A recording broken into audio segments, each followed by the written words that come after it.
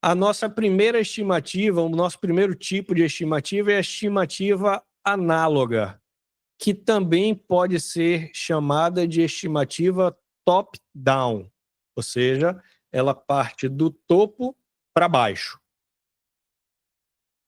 Se eu tenho um projeto agora para fazer, e eu já fiz um projeto desse no ano passado, que é muito similar. No ano passado, a gente fez esse projeto em 25 dias. A estimativa para o projeto atual é de 25 dias. Isso é uma estimativa top-down. Ela é uma estimativa rápida de ser feita. A consequência é que é uma estimativa que não é precisa. A precisão dela deixa a desejar. Mas, eventualmente, e a gente sabe que é comum que a alta administração queira respostas rápidas até para tomada de decisão, se no passado eu fiz em 25, essa daqui vai ser com 25, mas tem uma pequena variação. Então, a gente usa a estimativa análoga normalmente para dar resposta rápida, quando a gente precisa ter um processo de tomada de decisão.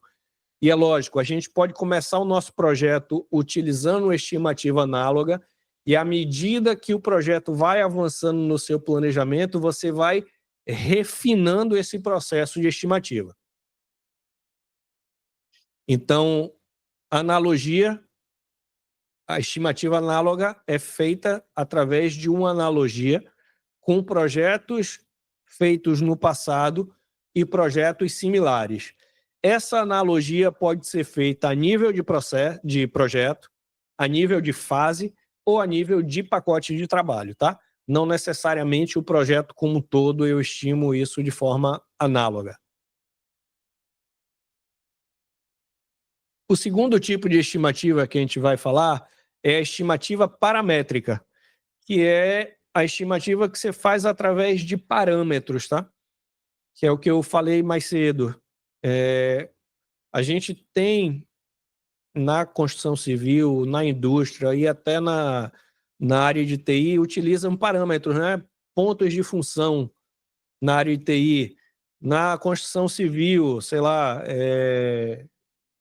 concretagem por área, fazendo relação com o tempo, na indústria, a pintura do metro quadrado com um pintor leva 3 horas.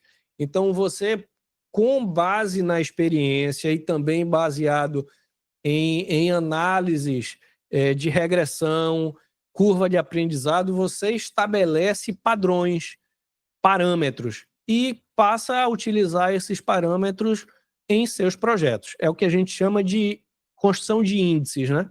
Então, todo índice ele é uma estimativa paramétrica, que foi baseado em parâmetros. Para a estimativa paramétrica, normalmente ela é construída utilizando duas técnicas, duas análises, na verdade, né? É um gráfico de uma análise de regressão, onde eu monto um diagrama de dispersão, normalmente aí avaliando duas variáveis, né? Eu gosto sempre de citar o exemplo de vendas de guarda-chuva em dias de sol ou em dias de chuva. Quanto mais chove, mais você vende o guarda-chuva. Então, existe uma associação entre essas duas variáveis, né? Número de vendas e a chuva, dias de chuva. Então, você termina criando uma relação entre dois parâmetros e vê se existe uma relação entre elas. E aí você traça a sua linha aí, que vai ser a sua estimativa paramétrica.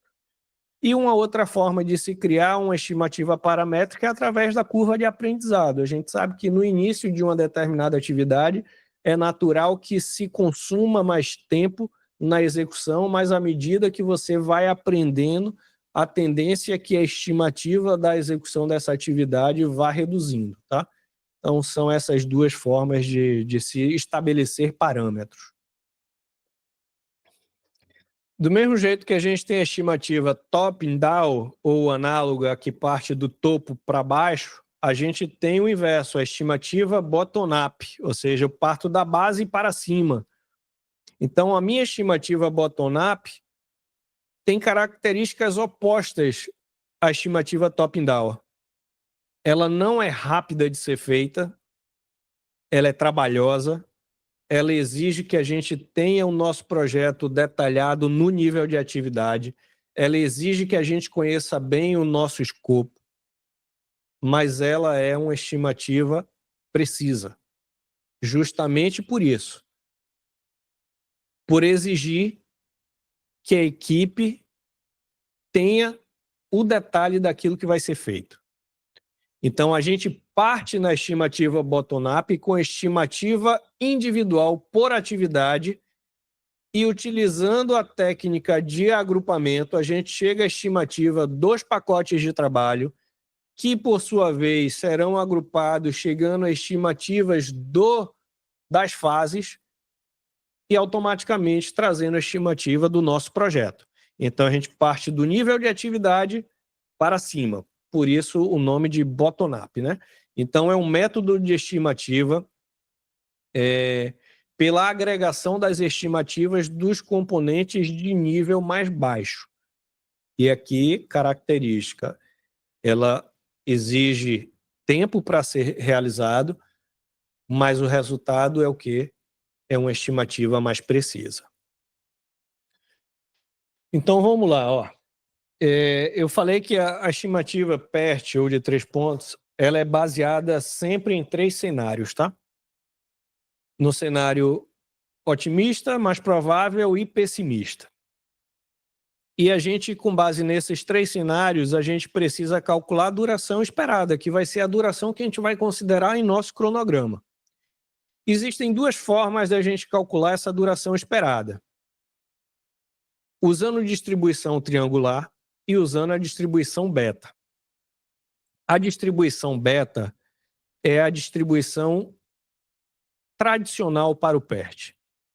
Se na prova, eventualmente, cair uma questão para cálculo de duração esperada e não informar que é utilizando a distribuição triangular, assumam como padrão a utilização da distribuição beta.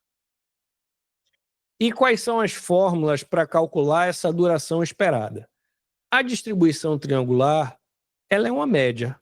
Eu vou somar a minha estimativa otimista mais a minha mais provável mais a minha pessimista e dividir por 3.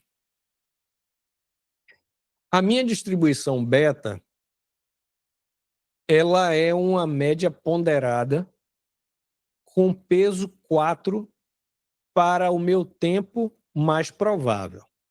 Ou seja, é a minha estimativa otimista mais 4 vezes a minha estimativa mais provável mais a minha estimativa pessimista dividido por 6. Ou seja, eu tenho peso 1 para as estimativas otimistas e pessimista e eu tenho peso 4 para a estimativa mais provável. Ou seja, eu tenho 6 dividido por 6. Ou seja, eu dou um peso maior para aquela estimativa que eu estou dizendo que é mais provável. Então, na prática, olhando aí a curva de distribuição, seria isso aí, tá?